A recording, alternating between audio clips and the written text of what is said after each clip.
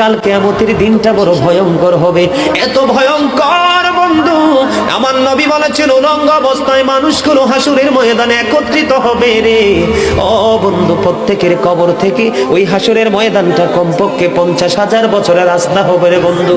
এই জন্য নবী যখন মেরাজের রজনীতে বোরাক দেখেছিল, আমার নবীকে আল্লাহ দাওয়াত দিয়েছে, বোরাক দেখে আমার নবী এত ক্রন্দন করেছিল, মনে হয়েছিল যেন আমার নবীর চক্ষু মুবারক দুইটা ঝর্ণা হয়ে গেছে।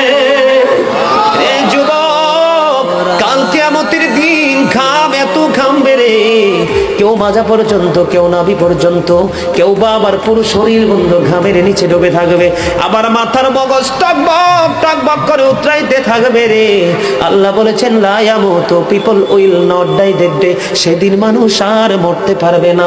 আল্লাহ বলেছেন ফিহা ওয়ালা ইয়াহইয়া, people will not be able to live that day, মানুষ